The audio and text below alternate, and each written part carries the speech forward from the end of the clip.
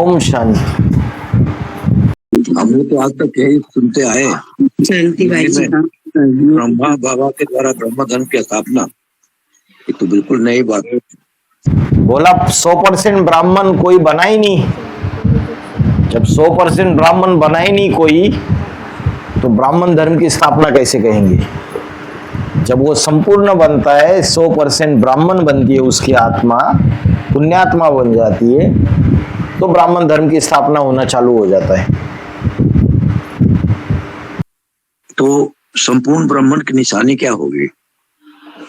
यही बताया, ज्ञानेंद्रिय से भी कोई व्यभिचार नहीं, कर्मेंद्रिय से भी कोई व्यभिचार नहीं। और अगर ज्ञानेंद्रिय और कर्मेंद्रिय से कर्म भी करते हैं तो भी मन बुद्धि से उपराम होना चाहिए। देखते हुए भी नहीं देखना, सुनते हुए भी नहीं सुनना।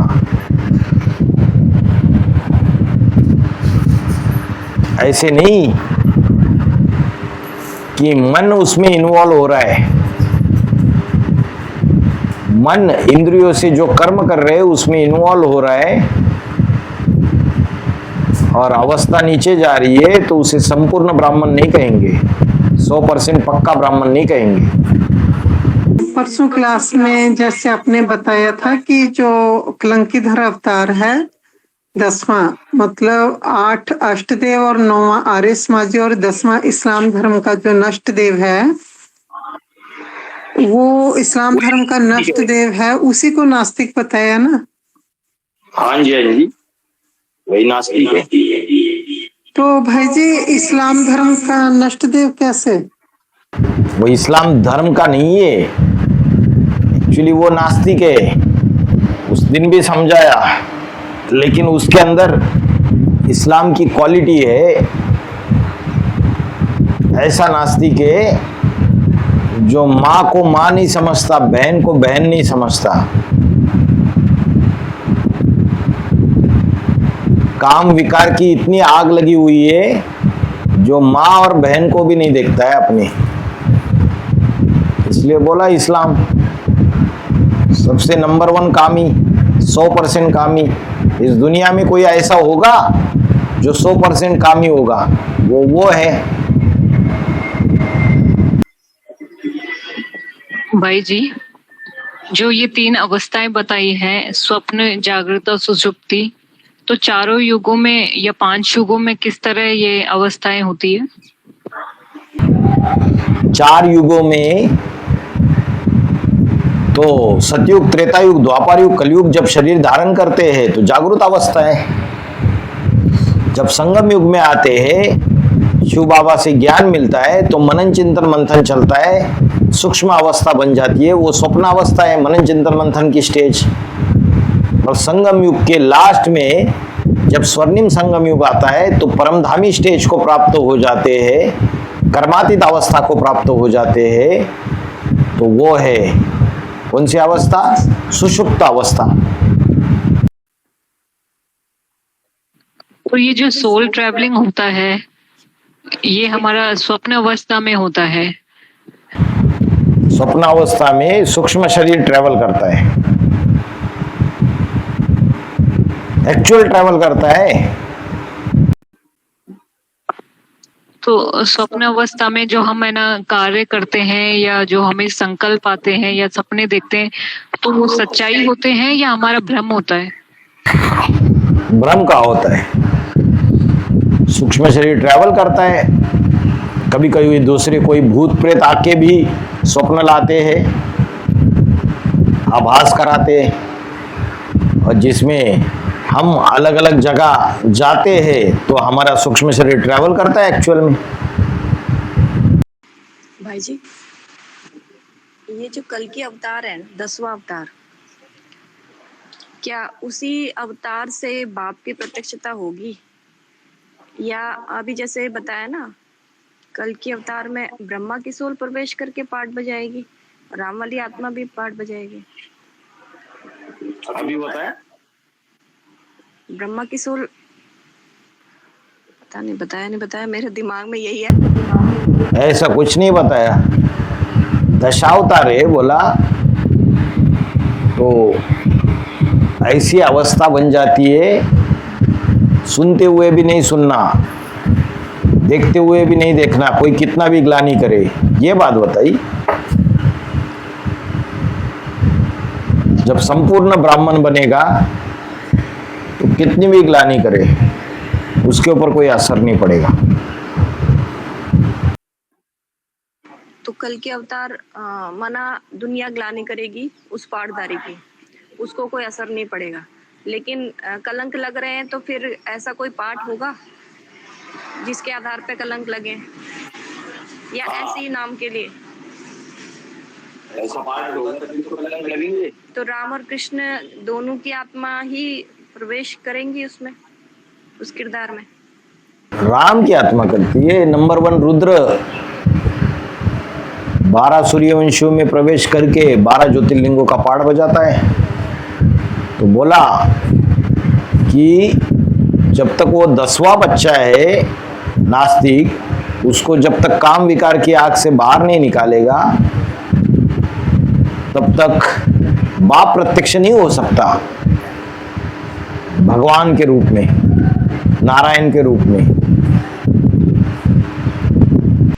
तो कृष्ण की सोल तब तक संपन्न हो जाएगी? कृष्ण की सोल, बाबा ने तो बोल दिया 2029 के बाद जब उसकी बुद्धि में बैठ जाएगा कि गीता का भगवान मैं नहीं हूं, गीता का भगवान कौन है? शिव है। बाबा ने बोला फिर शहजादा बन जाएगा। और तब तक क्या है?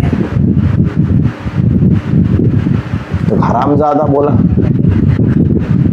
बोला कि जो बच्चा है वो माँ का खसम बन के बैठ जाता है कि गीता का भगवान मैं ही हूं। बोला ये तो गलत बात हो गई।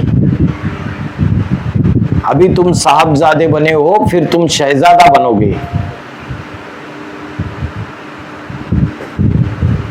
शाह माना राजा, ज्यादा माना उसका बच्चा। भाई जी 2028-29 में ही राम वाली आत्मा को अपने 84 जन्मों का आभास होगा। एक नई वाणी चली थी, उसमें बोला 19-20 में कि अभी तक उसको अपने पूरे 84 जन्म का पता नहीं चला करके बोला था। तो आत्मा संपन्न बनने के बाद जब स्वेच्छा से शरीर त्याग देता है, बोला शिव समान बन जाता है, त्रिकालदर्शी, भोक्ता, अकर्ता, तब उसको अपने 84 जन्मों का पता चलेगा। और 28-29 के बाद जब वो प्रत्यक्ष हो जाएगा तो उसके आधार से दूसरों को पता चलता जाएगा। जी आज की मुरली में बाबा ने एक पॉइंट बताया ना कि नीम हकीम खतरे जान, कि जो उसका अधूरा रूप जो था, अगर उसके अधूरे रूप को देखेंगे तो पतित बनेंगे। तो पतित भी बनाता है और पावन भी बनाता है। तो पावन को देखेंगे तो फिर स्टेज अच्छी बनेगी। तो अगर ये राम वाली आत्मा, हाँ जी, मतलब अगर ये राम वाली आत्मा के ऊपर ये बात लागू हुई है तो फिर ये नंबर 1 अष्टदेवों के ऊपर भी लागू होगा? हाँ, फिर नहीं लागू होता है क्या? शिव को देखना है, बाबा ने बोला ऊंचते ऊंच, या उस देहदारी को देखना है। आत्मा किसको याद करते हैं? जैसे राम वाली आत्मा नंबर 1 रुद्र शिव समान बन जाती है, तो उसको देखना है ना अभी, या अष्टदेव को देखना है। और जब शिव मुकर्रर रथ में प्रवेश करके पाठ बजा रहा था शंकर के रूप में, तब किसको देखते थे? देहदारी को देखते थे, या उसमें शिव की आत्मा जो पाठ बजा रही है, जो एवर प्योर है, उसको देखते थे? उसको देखना था। किसी ने अगर देहदारी को देखा तो उसके संग के रंग में आके पतित बन गए। आत्मा को देखना है ना, यही तो बताया। अगर देहदारी को देखा तो पतित बन पड़ेंगे। तो इसलिए पतित बनाने वाला नीचे वाला है, ऊपर वाला नहीं। तो बाबा जो बोलते हैं ना कि मैं तुम बच्चों को आकर के पतित से पावन बनाता हूँ, तो ये राम वाली आत्मा के, हाँ जी, राम वाली आत्मा के ऊपर की बात लागू होगी। लेकिन बाबा अष्टदेवों के ऊपर भी तो ये बाबा ने डायरेक्शन दिया है ना कि तुम बच्चों को अनराइटियस से राइटियस बनाने का जो कार्य है अष्टदेवों के द्वारा होगा। हाँ, नई दुनिया में रहा जाने के 8 रास्ते, एक पारसनाथ इन्हीं का गायन नहीं है। तो अष्टदेव जब संपन्न अवस्था धारण करेंगे तब वो पावन नहीं बनाएंगे क्या? क्या बोला? समय समय की बात है। मनुष्य सृष्टि के बाप के लिए क्या बोला? संगम युग का एक समय ऐसा है जब वो पतित बनाने के निमित्त बनता है, और एक समय ऐसा है जब वो पावन बनाने के निमित्त बनता है। तो आज जैसे बाबा ने बोला ना कि देखने वाले के ऊपर बात है कि वो किसको देखता है।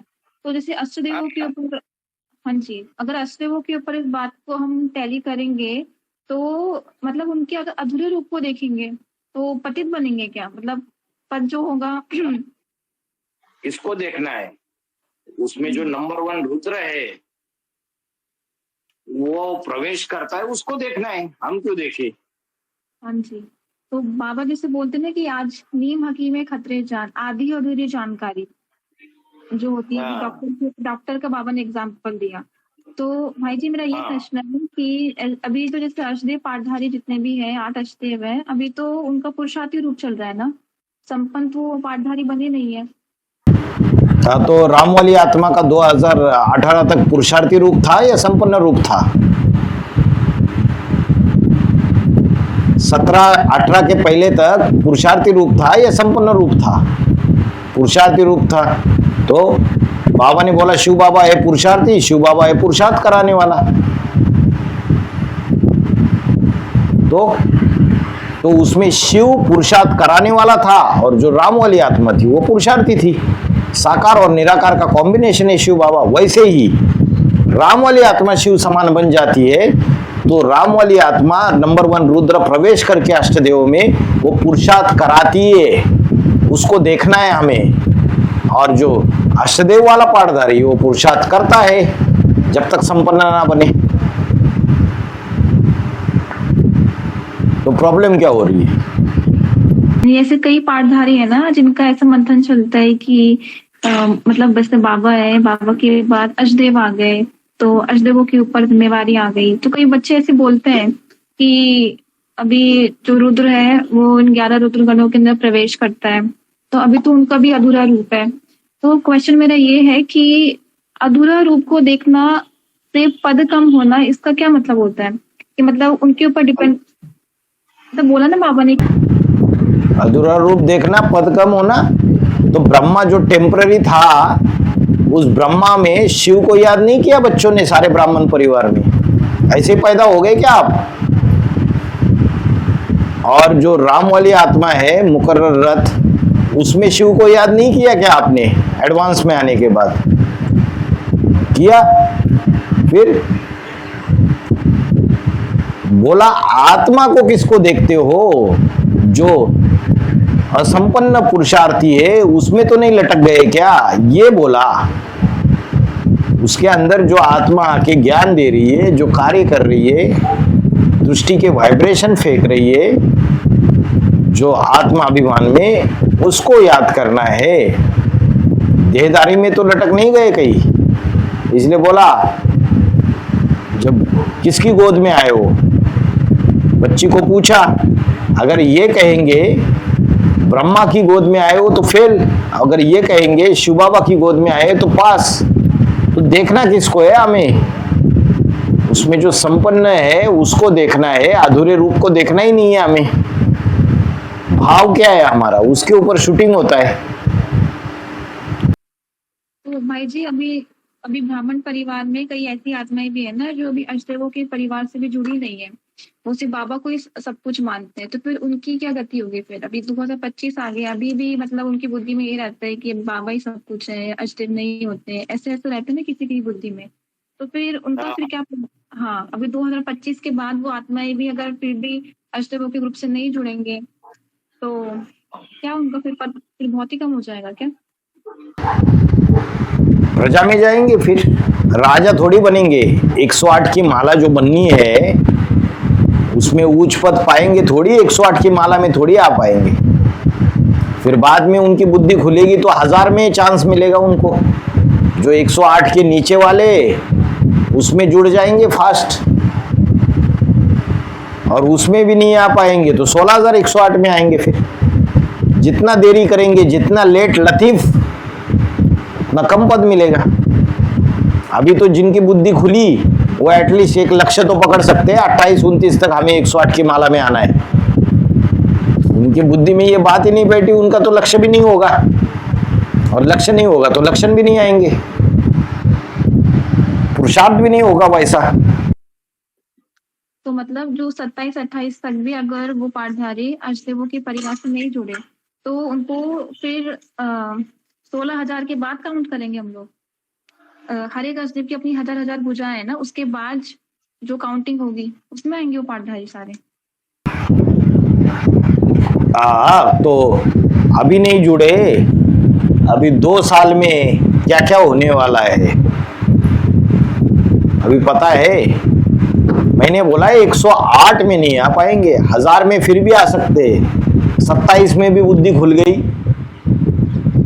क्योंकि उनका पहले का पुरुषार्थ है ही, फास्ट करेंगे। लेकिन 108 की जो माला है उसमें नहीं आ सकते, क्योंकि अष्टदेव के सहयोगी बने ही नहीं, पूरा स्वाहा हुए ही नहीं। 1000 में फिर भी मार्जिन रहेगा। भाई जी, अभी कई आत्माओं के ना ऐसे प्रश्न भी रहते हैं कि अभी जैसे 108 और 1000 की बात आई ना, तो कई ऐसे प्रश्न आए थे, पूछा था किसी माता जी ने कि वो पूछ रहे थे कि 108 में और ब्रह्मा की 1000 भुजाओं में क्या अंतर है। वो जो 1000 भुजाएं जो होंगी वो परम ब्रह्म की 1000 भुजा बोला, लेकिन एक वार्तालाप में बाबा ने ऐसा पॉइंट बोला कि जो 108 में आने वाली आत्माएं होंगी और जो परम ब्रह्म की 1000 भुजाएं होंगी उनका पद सेम रहेगा, मतलब 108 से थोड़ा कम रहेगा, लेकिन उनको भी उतना ही मान मर्तबा मिलेगा। तो उनका ये क्वेश्चन रहता है कि कितनी बार बताया, 1000 बार इस प्रश्न का जवाब दिया है, 1000 बार। ये प्रश्न कई लोगों ने पूछा, तो जो मिशन क्रांति में जो डाले हुए हैं वो सुने ही नहीं क्या? ना आपने सुने, ना वो माता ने सुने। आपने सुने होते तो आपने पॉइंट निकाल के दिखाया होता। बाबा ने कई बार ये भी क्लियर किया है, जो 1000 है क्या उसमें 108 नहीं है? बोला 1000 ऐसे ही आकाश में बन गए क्या, हवा में बन गए? जो 1000 में पहले 108 है, ये यही 108 है, सूर्यवंशी आत्मा है। बाप सिर्फ 8 को बनाता है, 8 12 को बनाते, हो गए 108। वो 108 पहले परम ब्रह्म की भुजाएं नहीं है, वो पहली भुजाएं है 108।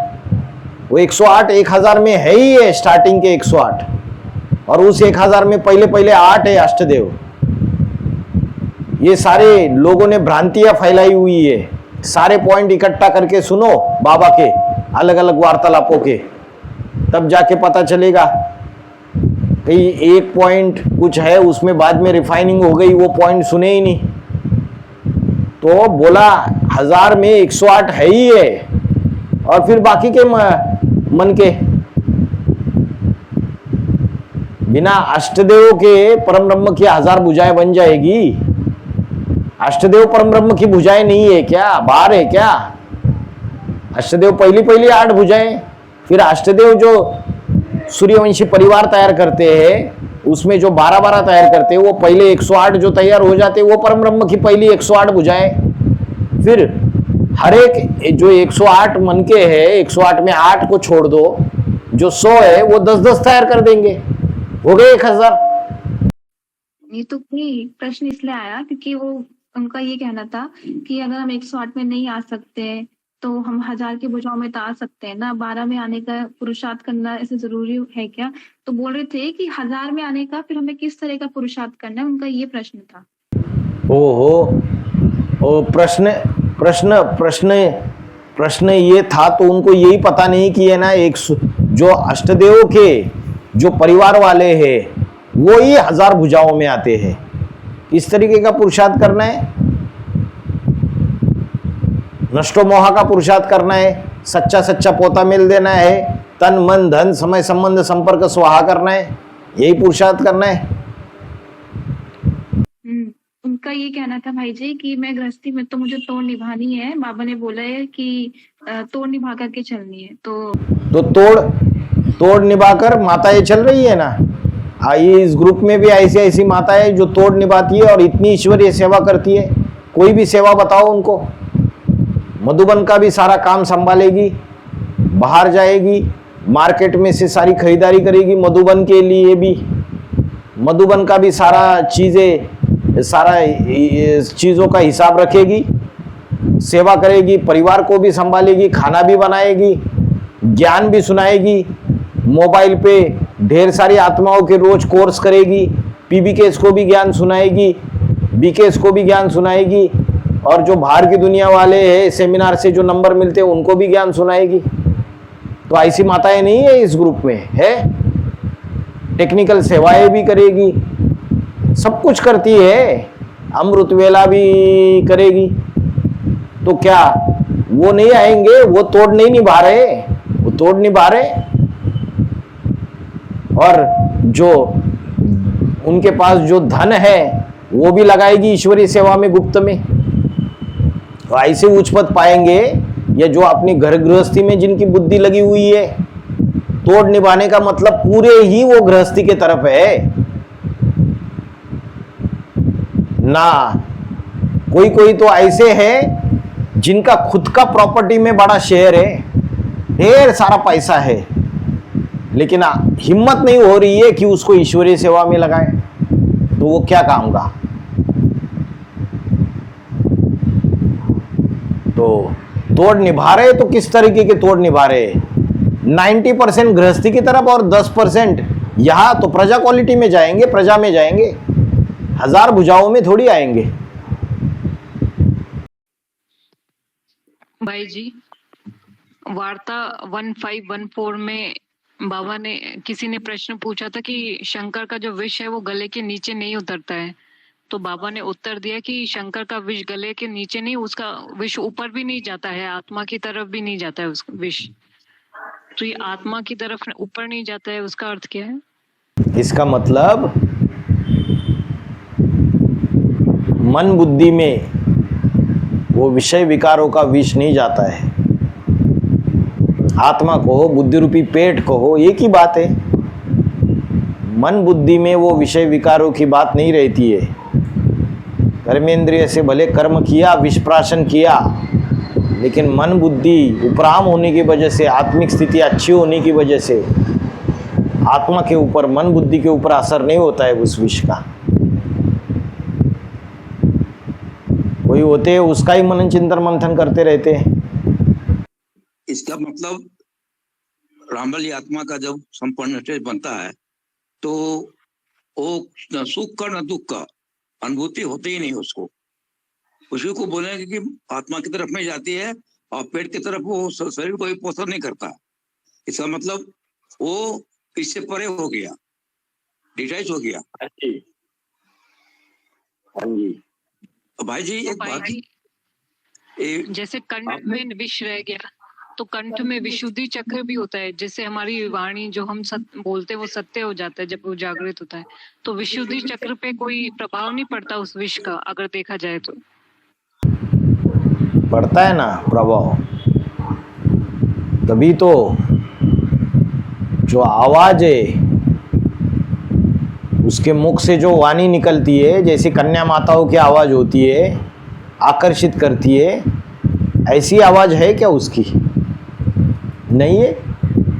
कई तो जो ज्ञान में चलने वाले, उनके परिवार वाले बोलते हैं, अरे क्या, जब बाबा का कोई मुरली लगाइए, वार्तालाप लगाइए, तो हम बच्चे तो बड़े खुशी खुशी से देखते हैं,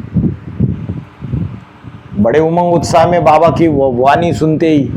लेकिन बाकी जो दुनिया के लोग हैं, घर परिवार वाले जो ज्ञान में नहीं चलते, वो बोलते हैं, अरे एक कैसी वाणी है इनकी, इनको आप भगवान कहते हो। तो विष पिएगा तो उसका असर होता है वाणी के ऊपर भी। जैसे कन्या माता है, पवित्र कन्या माता है, उनकी वाणी में कैसी सात्विकता होती है, वैसी वाणी थोड़ी होती है। अर्थात कठोर शब्द निकलते हैं उनके मुख से, जिससे विनाश भी होता है। हाँ, वो तो क्षत्रिय भी है, ब्राह्मण भी है, सारे पार्ट है उसके अंदर। राक्षसों का विनाश करने वाला भी है। उसकी जो वाणी है कठोरता वाली भी है, ब्राह्मणत्व वाली भी है, क्षत्रिय वाली भी है। जैसा समय वैसे, जैसे लोग वैसे वाणी है। इसलिए बोला 16 कला संपूर्ण, संपूर्ण अहिंसक, मर्यादा पुरुषोत्तम।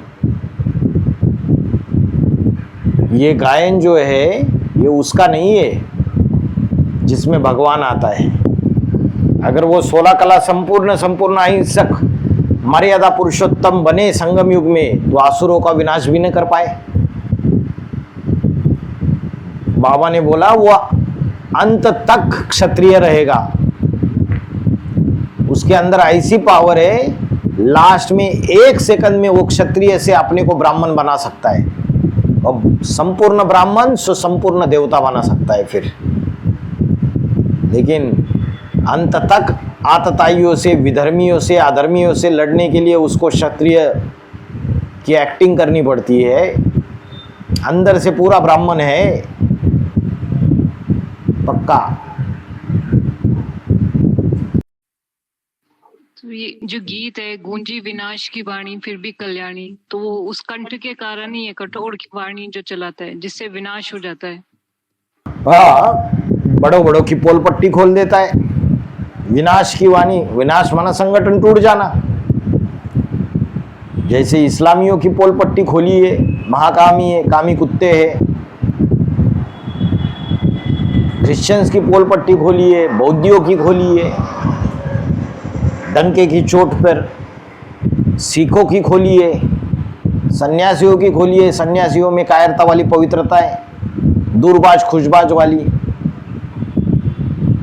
जो सन्यासी है वो सर्वव्यापी का ज्ञान फैलाते, सबसे बड़े डकैते, झूठे टाइटल लगाते, श्री श्री 1008 जगत गुरु, जबकि जगत गुरु सदगुरु तो एक ही है। तो पोलपट्टी खोली ना,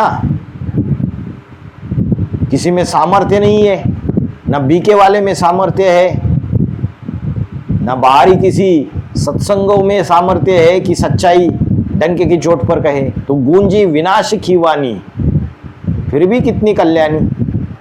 कोई कोई बोलते अरे कैसी बातें बोलते हो आप लोग, इससे तो अशांति हो जाएगी, आपस में लड़ाई झगड़े हो जाएंगे। विनाश की वाणी है, लेकिन जब तक ये जो दूध में विष की एक बूंद मिली हुई है और ऊपर से दूध कितना भी डालते रहो, वो विष खत्म नहीं होगा घड़े में। क्या करना पड़ेगा? क्रांति करनी पड़ेगी। सारा का सारा दूध ही विषैला हो चुका है। तो अनेक धर्मों का विनाश, अनेक झूठी परंपराओं का विनाश और एक सत्य सनातन धर्म की स्थापना, ऐसा ज्ञान सुनाना पड़ेगा। तब जाके ये विष निकलेगा बाहर। ऊपर से सिर्फ दूध डालते रहो तो विष नहीं निकलेगा, जो अनेक धर्म पिताओं ने फैलाया हुआ है। इसलिए बोला गूंजी विनाश की वाणी फिर भी कितनी कल्याणी। ये बात बाहर की दुनिया के लिए भी लागू होती है, ब्राह्मणों की आधार मूर्तों की दुनिया के लिए भी लागू होती है, और बीज रूप ब्राह्मणों की दुनिया में भी लागू होती है। बीज रूप ब्राह्मणों की दुनिया में भी विनाश कराता है वो। भाई जी, अगर बीज रूप विनाश वाणी बीज रूप आत्माओं के संगठन के बीच भी चलाते हैं, तो उससे संगठन बनेगा या टूटेगा? मतलब मजबूत होगा? अरे टूटेगा, उसका टूटेगा। जो विधर्मी है वो टूटेंगे, धाराशायी हो गए। शंकर किसके द्वारा विनाश करता है? शक्तियों के द्वारा विनाश करता है, और शक्तियों में मुख्य शक्ति है महाकाली जगदम्बा। तो जो विधर्मी है वो टूटेंगे और सूर्यवंशी छोटा सा ग्रुप प्रत्यक्ष हो जाएगा। वो अनिश्चय बुद्धि मौत मारे जाएंगे सारे के सारे, उनका विनाश हो जाएगा, उनके पद का।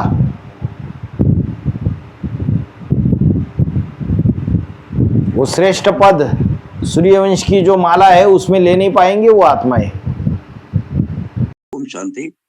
पतित पावन सीताराम, पतित पावन सीताराम तो ठीक है, ये पावन बनाने का माध्यम बनते हैं शिव बाप का, लेकिन पतित बनने का काम तो हम तक यही सुनते आए हैं कि एक व्यभिचारी आत्मा इब्राहिम का आता है और वो प्रवेश करता है प्रकाशमयी दादी के जो शरीर होगा उसमें, और वहीं से पतित बढ़ना शुरू होता है।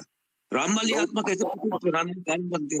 वो जो इब्राहिम आया उसके फॉलोवर्स इस्लामी बने, वो फॉलो करेंगे उसको या सारी दुनिया फॉलो करेगी?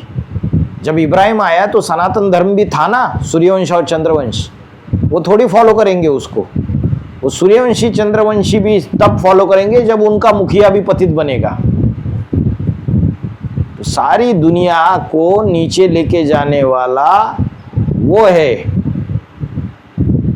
इब्राहिम, जो है उसके पतित पने के वाइब्रेशन लिए माया बेटी ने, बीजरूप माया बेटी ने, अष्टरतन,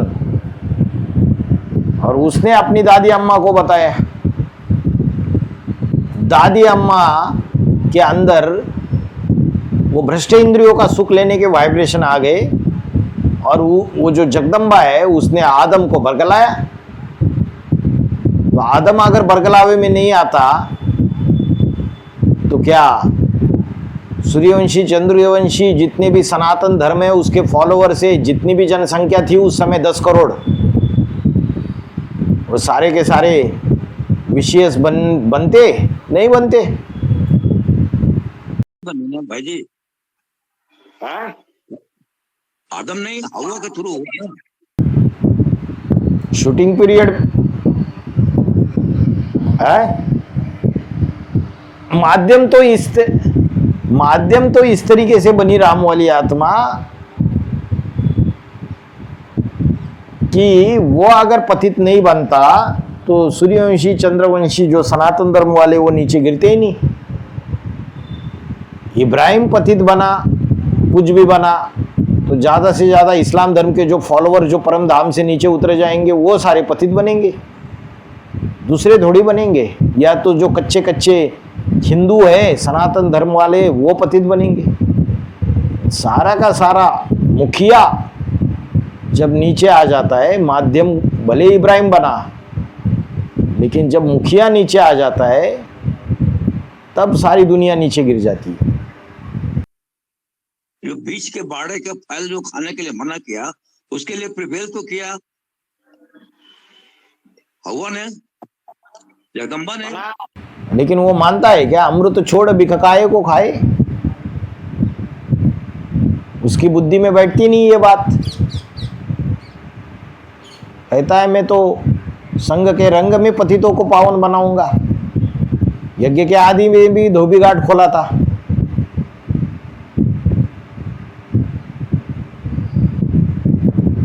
तो राजयोग की जो गहरी बात है उस बात उसकी बुद्धि में बैठ जाती है राम वाली आत्मा की।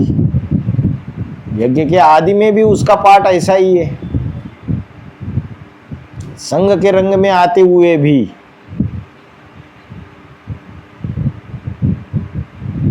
पतित ना बने।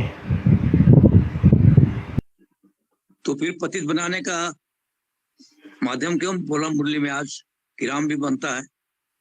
बनता है, समय समय की बात है ना। जो कनेक्शन में आए क्या उनकी शक्ति क्षीण नहीं होती है? होती है। शक्ति क्षीण होती है तो पतित होते हैं ना। लेकिन जब संग के रंग में आते हैं तो शिव को देखेंगे तो कल जाके उसकी छाप पड़ेगी बुद्धि में। और कल जाके वो राम वाली आत्मा जब ड्रामा में शिव समान बन जाती है, शिव बन जाती है, तो वही आत्मा जब संपूर्ण बन जाती है वही पावन बनाने के निमित्त बनती है।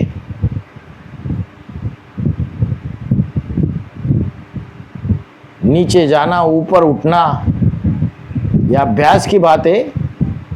इन राहों पर चलना है जहां गिरना और संभलना है। बाईजोली का खेल है। बाबा ने बोला है जिन कर्मेंद्रियों से नीचे गिरे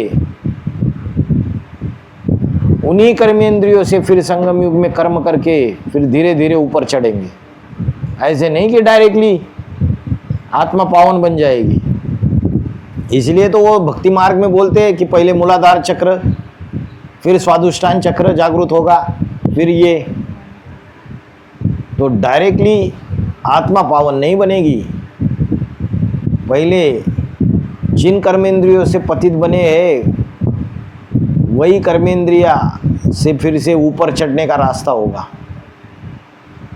भाई जी, ये जो बीपी हाई और लो होता है वो भी हमारे उसके स्थिति के अनुसार होता है। जितना आत्मिक स्थिति में रहेंगे, योग की अवस्था में रहेंगे, तो शरीर में जो ब्लड का फ्लो है, ब्लड का प्रेशर है, वो नॉर्मल रहेगा। शरीर की कितनी सारी जो बीमारियां है, नर्वस सिस्टम में, शरीर में जितनी भी समस्या है, जब भी हम आत्मिक स्थिति में स्थित रहते, आधा घंटा 1 घंटा अमृत वेला याद में रहते, तो सभी चीज़ें नॉर्मल हो जाती है। तो हमारी स्थिति अगर अच्छी रहेगी, ध्यानमग्न अवस्था में रहेंगे, योग की अवस्था में रहेंगे, तो ये सारी चीज़ें कंट्रोल में आएगी। भाई जी तो किसी किसी को बहुत ज्यादा स्वप्न आते हैं, तो स्वप्न में ही रहता है, तो उठने के बाद बहुत दर्द रहता है बॉडी में, तो स्वप्न से कैसे छुटकारा मिले उसको? स्वप्न में रहता है, उठने के बाद दर्द रहता है, इसका मतलब उसकी सूक्ष्म शरीर धारा जो आत्मा है वो जब ट्रैवल करती है तो दूसरे जो भूत प्रेत है वो उसकी एनर्जी ले लेते हैं। तो इससे कैसे छुटकारा मिले?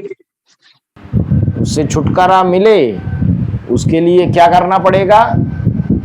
4-5 घंटे की नींद जब सुषुप्त अवस्था की पूरी हो जाती है, 2 बजे ही उठ के बैठ जाओ। अगर आप 3:30 तो 2 बजे से उठ जाती है, 2 बजे नींद नहीं आती है, फिर चलो उसमें ध्यान भी लगाने की कोशिश करें तो ध्यान लगा नहीं पाते, तो कैसे लगाएं? ध्यान लगा नहीं पाते हैं तो बाबा ने बोला अगर दिन भर स्थिति अच्छी होगी तो अमृत वेला की याद अच्छी होगी, अमृत वेला अच्छी होगी तो दिन भर स्थिति अच्छी बनेगी, दोनों अरस-परस है। तो अगर अमृत वेला में ध्यान नहीं होता है तो दिन भर सवेरे 7 बजे से लेके रात के 8 बजे तक 13 घंटे एक अलार्म क्लॉक सेट करो।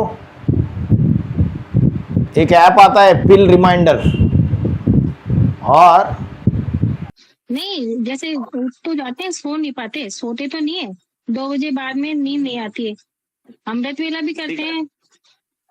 उसी का जवाब दे रहा हूँ माता जी, आप समझ नहीं पा रहे हो।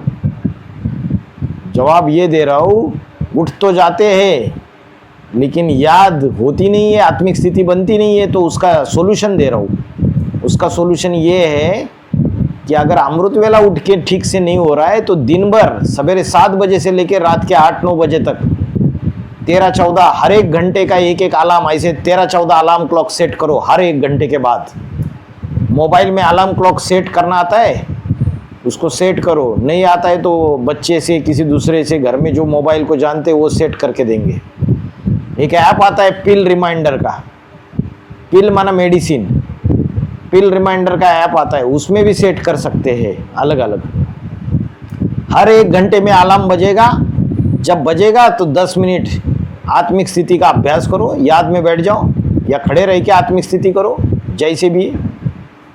ऐसे बार बार दिन में प्रैक्टिस करोगे तो देखो अमृत वेला आपकी फिर याद अच्छी होने लगेगी। जब अमृत वेला अच्छी नहीं हो रही है तो दिन में प्रैक्टिस करनी पड़ती है। तो दिन में प्रैक्टिस करोगे तो अमृत वेला अच्छी होगी, और अमृत वेला अच्छी होगी तो दिन अच्छा होगा, फिर ऐसे वो चीज़ बैठ जाएगी।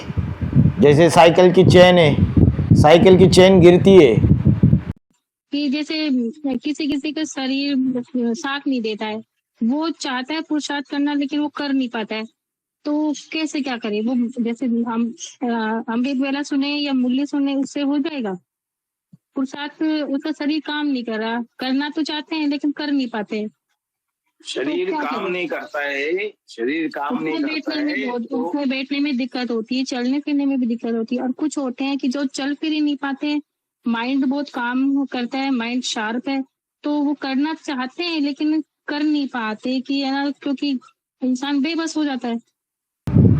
शरीर काम नहीं करता है, शरीर काम नहीं करता है तो याद तो कर सकते, याद तो कर सकते, याद तो कोई भी रोक नहीं सकता। आत्मिक स्थिति का अभ्यास कर सकते, याद कर सकते, और जितना गहरा ज्ञानी, गहरा योगी, ज्ञान सुन सकते कानों से, और गहरा योगी बनेंगे तो योग के वाइब्रेशन से अवस्था अच्छी बनेगी, तो मुख से लेटे लेटे बैठे बैठे दूसरों को मोबाइल पे ज्ञान सुना सकते हैं। खुद की स्थिति अच्छी बनेगी, तेरे बहाने सर्व का भला, चढ़ती कला तेरे बहाने सर्व का भला। अपनी योगी युक्त अवस्था बनेगी तो दूसरों को ज्ञान सुना देंगे।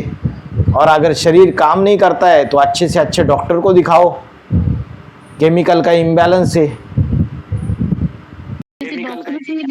डॉक्टर भी मना कर दे, डॉक्टर से भी इलाज नहीं हो तो फिर क्या करे? फिर उसका तो कोई सोल्यूशन तो होगा ना, कि डॉक्टर के भी जैसे 10 मिनट कंट्रोल में डॉक्टर जवाब दे दे, सब जगह वो कर ले, फिर क्या करे?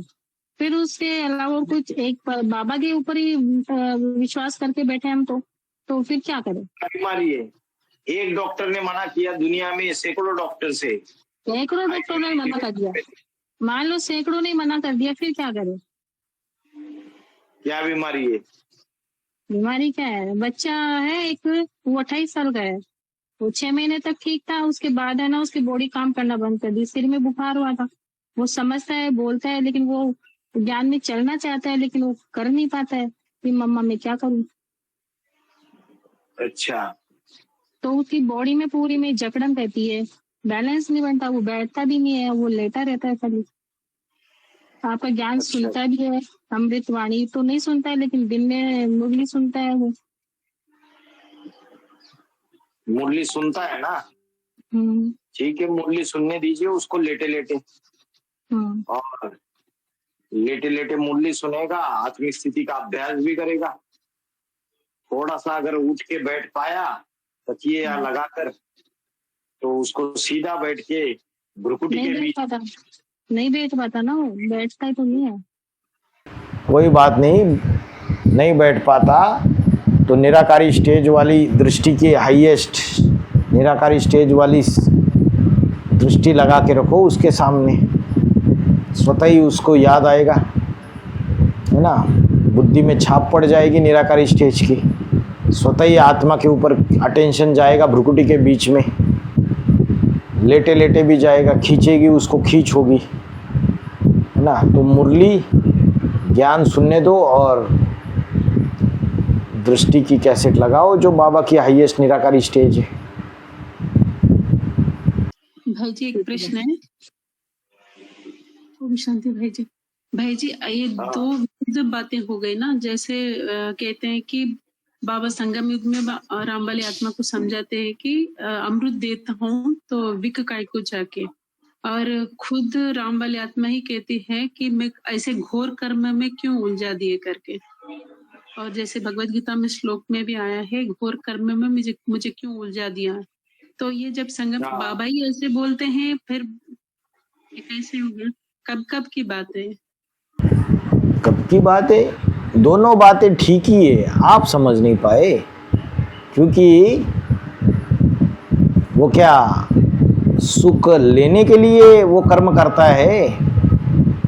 नहीं, इसलिए बोला उसकी आत्मा को कभी कभी अंदर से लगता है ये घोर कर्म में मैं क्यों फंस गया, क्योंकि वो सुख लेने के लिए नहीं करता है, परिवार के कल्याण के लिए करता है। घर में पिता है, मुखिया है, और ये तय हो गया कि घर की जो बेटी है, नौजवान कन्या है, वो कोई शादी नहीं करेगा, ब्रह्मचर्य धारण करेंगे। लेकिन जन्म जन्मांतर का जो संस्कार है, 63 जन्मों का, पतित बनने का, नीचे गिरने का, विषय विकारों में जाने का, वो संस्कार तुरंत निकल जाएगा? नहीं निकलेगा। और उन कन्याओं को समझो ज्ञान सुनाने की जिम्मेवारी दे दी, तो कुमार आएंगे ज्ञान सुनने के लिए, अधर कुमार आएंगे, भाई लोग आएंगे, तो उन कन्याओं की बुद्धि इतर बितर होगी या नहीं होगी? उन पुरुषों में जाएगी या नहीं जाएगी? तो शिवालय स्थापन होगा या वैश्यालय स्थापन होगा? बताओ। वैश्यालय स्थापन होगा, व्यभिचारी बन जाएगी। तो तो उससे व्यभिचारी बनने से अच्छा कि उनको थमाना जरूरी है नहीं, उनकी मन बुद्धि जो भटक रही है उसको थमाना जरूरी है या नहीं है? थमाने के लिए उसको वो कर्म करना पड़ता है घोर।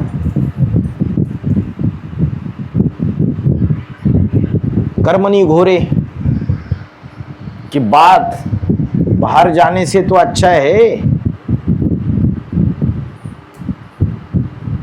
कि परिवार में रहे। समझ में आ रहा है? तो उसके अंदर तो आत्मा, वो तो अंदर से सूर्यवंशी राम है। बाप विदेशी बनकर आया हुआ है, विदेशी है नहीं। तुम बच्चों से मिलन मेला मनाने के लिए, अगर विदेशी बनकर ना आता तो तुम बच्चों से मिलन मेला भी नहीं मना पाता। अभी डूबे हुए को निकालना है तो खुद भी डुबकी लगानी पड़ती है, भले वो तैरना आता है उसको, लेकिन निकालने के लिए डुबकी लगा रहा है ना। इच्छा थोड़ी है कि जाके नीचे डुबकी लगा है। समझ में आ रहा है? अंदर से इच्छा नहीं है, लेकिन बचाना तो है ना जो डूबा हुआ है। उसको बचाने के लिए डुबकी मारनी पड़ती है खुद को। फिर बाद में अंदर से आत्मा रोती है, कर्मणि घोरे, ये घोर कर्म में क्यों लगाया है मुझे। उसको अपना देवत्व स्वरूप 100% नारायण का स्वरूप याद आता है। ये क्या कर रहे? भाई जी ओम शांति। ओम शांति। भाई जी, ये जो हम जैसे बताते हैं अष्टदेव प्रोजेक्ट में कि ग्रेट ग्रेट ग्रैंडफादर का कंसेप्ट, कि जो रतन है वो इब्राहिम का जो है धर्मपिता का बाप बन परियोग में। परंतु जो अभी हमने की थी बीसीडी में, तो उसमें बताया था कि इब्राहिम का की बच्ची जो है वो बनती है रतन। ओहो, क्या क्या बात कर दिया आपने। बात हम आपको संगम युग की बता रहे। आपने क्या बोला, इब्राहिम की बच्ची क्या बनती है? जो रतन है ना, बीज रूप बेटी, हाँ, वो बनती है। जो आदम हव्वा की बात चली थी वो उसको बताती है बात। इब्राहिम की बच्ची माया बेटी, बीज रूपी माया बेटी बोला बाबा ने, है ना। तो बीज रूपी माया बेटी का जो क्लैरिफिकेशन है वो दिया गया कि अष्टदेव तो हो नहीं सकती, वो तो पूर्वज आत्मा है सूर्यवंशी। तो अष्टरतन हो सकती है, इसलिए बताया। अगर अष्टरतन भी नहीं हो सकती तो फिर प्रेम कांता होगी। फिर जो बाप के जीवन में पहली पहली माया आई, फिर अष्टरतन अलग है। लेकिन उसमें ये भी तो बोला कि जो जगदम्बा है वो निमित्त बनती है उसको जन्म देने के। इब्राहिम का जो आधार है उसको जन्म देने के निमित्त वो बनती है जगदम्बा। प्रश्न तो आपका सही है, मनन चिंतन मंथन करो इस पे। बाबा ने ये जो क्लैरिफिकेशन दिया है इस वाणी में, ये इससे तो ये मेल नहीं खा रहा है ग्रेट ग्रेट ग्रैंडफादर वाली बात से। बाबा ने ये बोला है ना कि जो त्रेता में विनाश जो होता है, अर्धविनाश, वो अपवित्रता से होता है। वो मतलब जब अर्धविनाश होता है उससे पहले ही अपवित्रता आ जाती है सृष्टि पर। देवताएं वाम मार्ग में चले जाते हैं। हो सकता है ना कि इब्राहिम वाली जो आत्मा है वो जस्ट त्रेता का अंत होने से पहले प्रवेश कर जाए। तो मैंने इसलिए बोला था त्रेता का अंत और द्वापर की शुरुआत, इसका जो संगम रहेगा उस समय ये घटनाक्रम हुए रहेंगे सारे, और जिससे अर्धविनाश हो गया। जी अभी आपने बोला ना कि भूत प्रेत एनर्जी ले लेते हैं, तो वो कैसे लेते हैं समझाइए ना जी। कैसे लेते हैं कि जैसे दुनिया में भूत प्रेत है या नहीं है, ढेर सारे सूक्ष्म शरीरधारी है। तो जब स्वप्नावस्था में जब हमारा सूक्ष्म शरीर ट्रैवल करता है तो अनेक अनेक जो दूसरी दूसरी आत्माएं,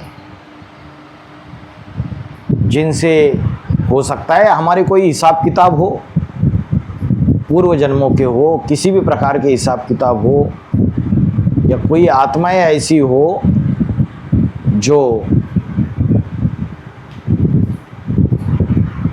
जिनके अंदर दुश्मनी है हमारे प्रति, रिवेंज की भावना है, तो जब सूक्ष्म शरीर अकेला घूम रहा है, सूक्ष्म शरीर में सूक्ष्म शक्ति है, तो जो जैसे मनुष्य के अलग अलग ग्रुप बने होते हैं, परिवार बने होते हैं, वैसे सूक्ष्म शरीरधारियों की भी ग्रुप बने होते हैं। तो जैसे कोई व्यक्ति, या जैसे कुत्ते की बात ले लो, दूसरी गली का कुत्ता अगर इस गली में आ गया तो बाकी के सारे कुत्ते टीम बना के पूरे उसके ऊपर भौंकते हैं ना, पूरा उसको हड़काते, भगा देते हो उसको पूरी तरीके से। तो इन ढेर सारी कुत्तों का सामना करने में जो दूसरी गली से कुत्ता है उसकी एनर्जी जाती है नहीं जाती है? जाती है।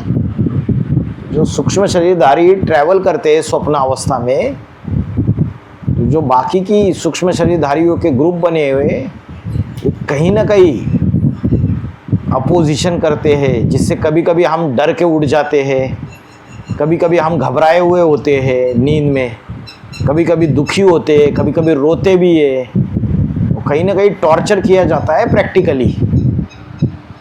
कई ऐसी जगह होते हैं कि जहां हमको पीड़ा हो रही है, तो ये सूक्ष्म शरीरधारी को प्रैक्टिकली टॉर्चर किया जाता है। सूक्ष्म शरीरधारी की दुनिया सूक्ष्म शरीरधारियों के साथ होती है, स्थूल शरीरधारियों को टॉर्चर स्थूल शरीरधारी करेंगे।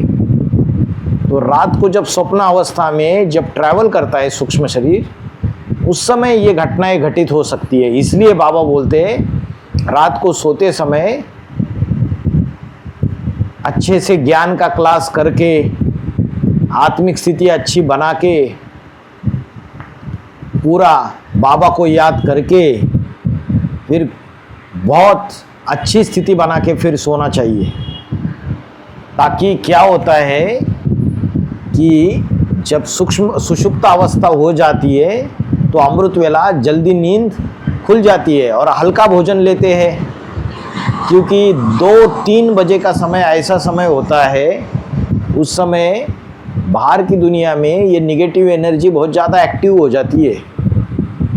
उस समय अगर हम उठ गए, जागृत अवस्था में आ जाते, तो हमारे ऊपर अटैक नहीं हो सकता। फिर हमारा सूक्ष्म शरीर इधर उधर स्वप्न अवस्था में ट्रैवल नहीं करेगा, क्योंकि हम कॉन्शियस में है, जागृत अवस्था में।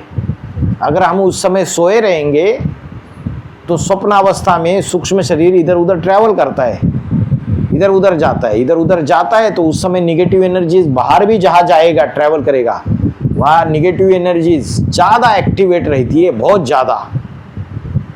2-3 बजे का समय, तो उस समय ज़्यादा एक्टिवेट रहेगी। तो वो सूक्ष्म शरीर उसको देखेंगे, अकेला मिल गया भाई आ जा, तो उसकी पिटाई भी हो सकती है। और फिर वो सूक्ष्म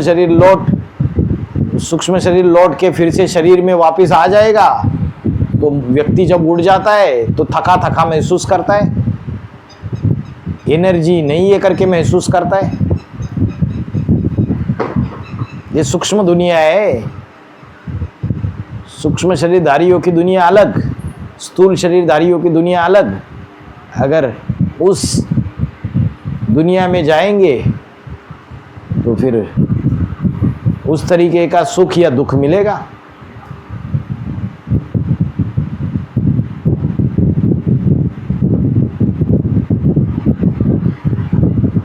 वाइब्रेशन है सूक्ष्म शरीर। रात को अगर जैसे वाइब्रेशन में सो गए वैसे ही वाइब्रेशन उसके बने हुए, उस तरीके से वो ट्रैवल करते हुए वैसे ही जगह पे चला जाता है। किसी को स्वप्न में गलत गलत चीज़ें दिखती है, डर लगता है, ऐसे ऐसे लोग या सामने आ जाते हैं जिससे दुख होता है, रोना भी आ जाता है। हम आपको अपने आप को किसी चीज़ से छुड़ाना चाहते हैं, छुड़ा नहीं पाते, वो आपका सूक्ष्म शरीर ट्रैवल कर रहा है।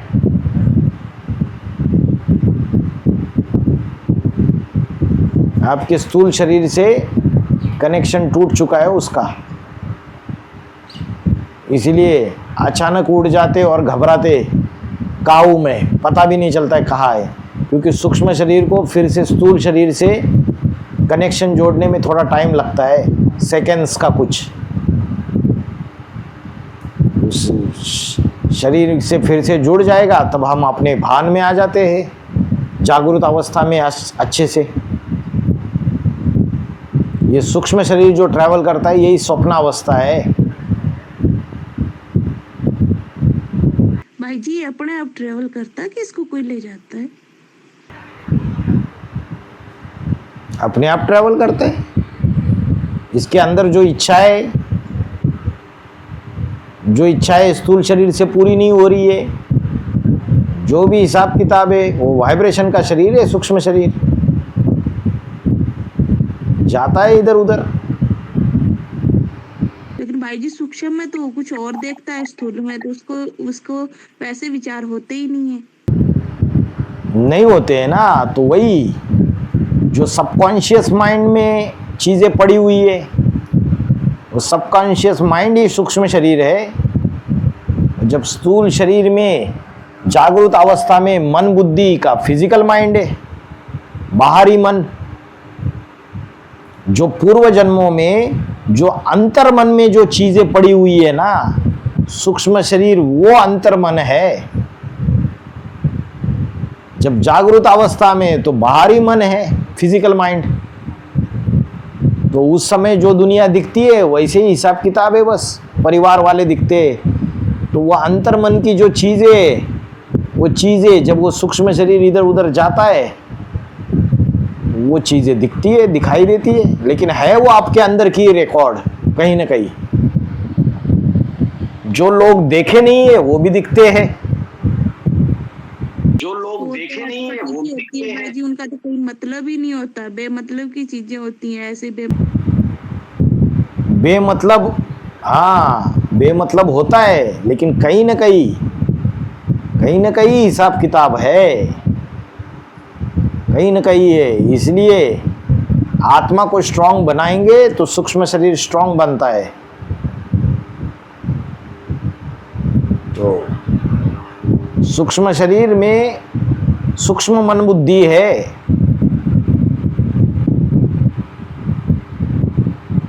बेमतलब की चीजें होती है, क्योंकि हमें अपने अनेक जन्मों का पता नहीं है। कुछ न कुछ ऐसा जीवन में पिछले जन्मों में घटित हुआ है जिसकी स्मृतियां उस सूक्ष्म शरीर में है। कुछ इच्छाएं अतृप्त, अधूरी, वही ऐसी घटनाएं जीवन में घटित हुई, किसी के प्रति रिवेंज की भावना है, बदला लेने की, दुश्मनी की भावना है, किसी के प्रति प्रेम की भावना है जो अतृप्त रहेगी, अधूरी रहेगी। वो चीज़ें जाने की कोशिश करता है उस वातावरण में।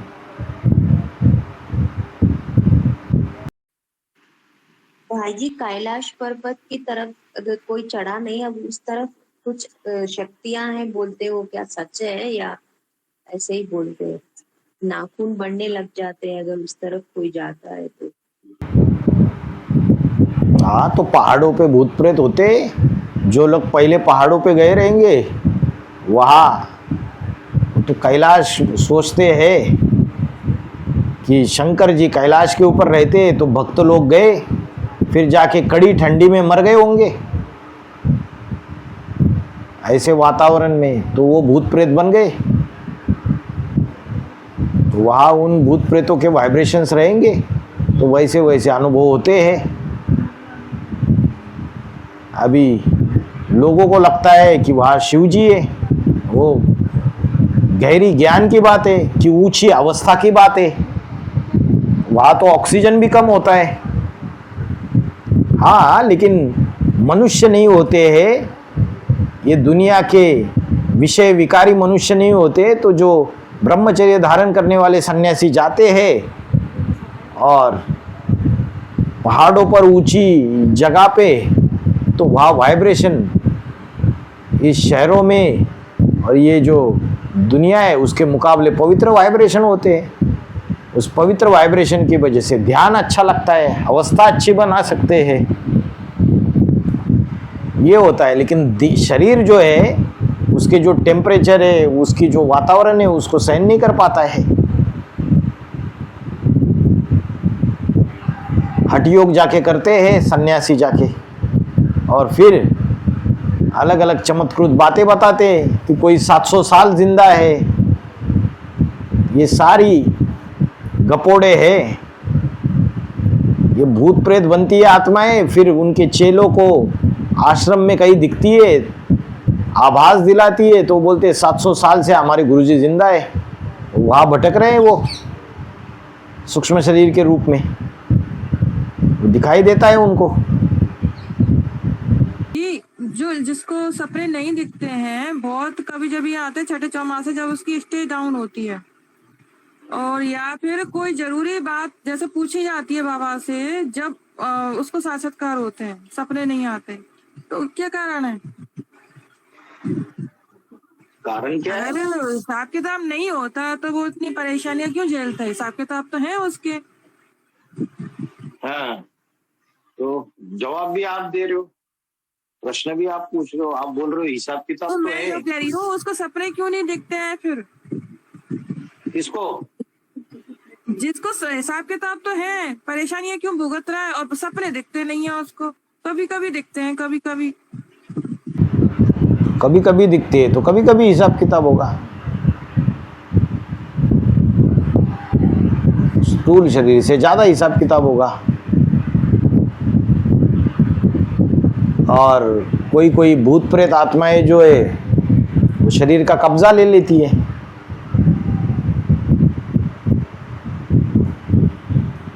मन बुद्धि का कब्जा ले लेती है, तो वो हिसाब किताब है ना। और भूत प्रेत आत्माएं कब्जा लेती है तो वो सुला देती है, सोते रहो 8-8 घंटा, नींद ही आती रहती है। क्लास करेंगे तब भी नींद आती है, मुरली सुनेंगे तब भी नींद आती है, योग में बैठेंगे तब भी नींद आती है। तो ये वाला तो हिसाब किताब है ही नहीं है अपना। शरीर का हो सकता है, शरीर जो बीमार रहता है। शरीर बीमार रहता है तो सूक्ष्म शरीरधारी प्रवेश करते तब बीमार रहता है। बाबा ने बोला एडवांस पार्टी में 95% जो बीमारी है वो सूक्ष्म शरीरधारियों के वजह से है। शरीर बीमार रहना, दर्द रहना, ये सारे सूक्ष्म शरीरधारी प्रवेश करके ये बीमारियां लाते हैं। लेकिन बच्चे याद में रहते, आत्मिक स्थिति का पुरुषार्थ करते, ज्ञान सुनते, इसलिए पूरा मन बुद्धि का कब्जा नहीं ले पाती है वो आत्माएं, लेकिन शरीर को बीमार धीमार कर देती है। बाबा ने बोला अगर कोई पिछले जन्म में कोई व्यक्ति, उसको समझो टीबी हुआ था, टीबी की बीमारी या कैंसर की बीमारी, तो वो व्यक्ति की अगर अकाले मौत हो गई, समझो सुसाइड कर लिया या एक्सीडेंटल मौत हो गई, तो वो व्यक्ति सूक्ष्म शरीर से भटकेगा या नहीं भटकेगा? भटकेगा। अभी वो जिसमें भी प्रवेश करेगा उस व्यक्ति को वही बीमारी होगी, कैंसर या टीबी। और हम डॉक्टरों के पीछे धक्के खाते रहते हैं। और कोई बाबा आता है, झाड़ा लगाता है, कोई ऐसी प्रक्रिया करता है और बीमारी भाग जाती है, बड़ी बड़ी बीमारी जो डॉक्टर ठीक नहीं कर पाए, क्योंकि वो सूक्ष्म शरीर जब तक रहता है वो बीमारी महसूस करते हैं। अगर वो सूक्ष्म शरीर की वजह से जो बीमारी है वो पूरी फैल गई, फिर नहीं हो सकता कुछ। कई सारी बीमारियां हैं जिसमें आजकल के जो औलिया लोग हैं वो दावा करते हैं कि ठीक हो जाएगी करके। अगर वो बीमारी सूक्ष्म शरीरधारियों की वजह से आई है तो उसमें डॉक्टर कुछ नहीं कर सकता। तो उनकी भी वो बीमारी तभी ठीक होती होगी जब उनका हिसाब किताब पूरा होता होगा सूक्ष्म शरीरधारियों का। सूक्ष्म शरीरधारियों ने तो ऐसे कर्म किए अपने जो भी, तो उन सूक्ष्म शरीरधारियों का हिसाब किताब जिन व्यक्तियों से है उसकी वजह से वो दुखी परेशान हो जाते हैं। सूक्ष्म शरीरधारी जब वो शरीर छोड़ के चले जाते हैं तो बीमारी गायब हो जाती है। व्यक्ति को अच्छा लगना लगता है अचानक, अरे बीमारी तो गायब ही हो गई। इतने डॉक्टरों के चक्कर लगाए, कुछ नहीं हुआ। कभी कभी तो टेस्ट में भी कुछ निकलता नहीं है। नहीं भाई जी, ऐसे भी हो सकता है कि उन्होंने पहले पूरे कर्म किए हों और फिर बाद में राहत के लिए दूसरे से मदद मांगने के लिए सब कर रहे हो। इन्होंने पहले बुरे कर्म किए, वही जो सूक्ष्म शरीरधारी जो उस पीड़ा में मरे, दुख दर्द में मरे। ओ सूक्ष्म शरीरधारियों के तो बुरे कर्म है, तभी तो उनको बीमारियां हुई। और उन सूक्ष्म शरीरधारियों का हिसाब किताब, हेल्प क्या मांग रहे, उन हेल्प नहीं मांग रहे, उनका हिसाब किताब है, उनसे हिसाब किताब है। हाँ, वो थोड़ी कि वो जरूरी थोड़ी है कि दुख देने के लिए आए। जैसे ब्रह्मा की आत्मा शंकर पाठधारी में प्रवेश करती है, तो ब्रह्मा की आत्मा शरीर छोड़ते वक्त खांसी से पीड़ित थी, तो बाबा में प्रवेश करती है, तो बाबा को भी खांसी की बहुत तकलीफ रही पहले, बहुत ज़्यादा, तो दवाई भी लेनी पड़ती है। हाँ जी, ये सही में है भाई जी, ऐसा होता है। वो महसूस करता है उस चीज को जो। तो हम तो सही बात बोल रहे, हम कहाँ गलत बात बोल रहे। हाँ भाई जी सही कह रही है माता जी, ऐसा भी हुआ है। कोई शांति प्राप्त करने के लिए आई और गई फिर शांति प्राप्त करके। अच्छा, बोलिए कमला माता। कमला माता। कुछ नहीं भाई जी, मैं कैसे खोलोगी? हैं? पूछने का कुछ नहीं है भाई जी। कुछ नहीं है, ठीक है। माइक बंद नहीं हो रहा है। माइक बंद नहीं हो रहा है। माइक बंद नहीं हो रहा है तो वाचा की देवी हो आप, आपका माइक ही नहीं बंद हो रहा है, तो आपका पार्ट वाचा से ज्ञान सुनाने का है। ज्ञान सुनाते रहो दिन भर, माइक बंद नहीं हो रहा है। अड़ोसी पड़ोसियों को पूरे, क्या नाम है उसका, कौन सी जगह, हनुमा कोंडा,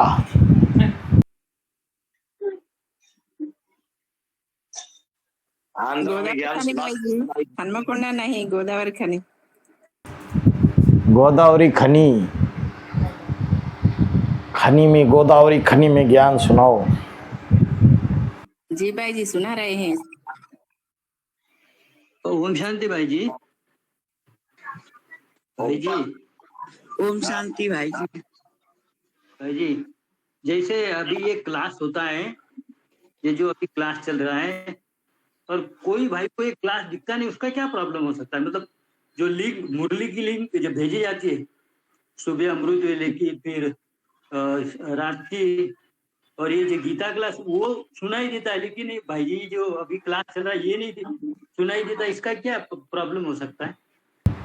कोई टेक्निकल प्रॉब्लम होगा, इंटरनेट का कवरेज अच्छा नहीं होगा, वाईफाई का, इंटरनेट का, या कोई मोबाइल में सेटिंग बिगड़ी होगी, या कोई टेक्निकल प्रॉब्लम होगा। कोई होशियार बच्चे को दिखाओ, करा देगा ठीक से।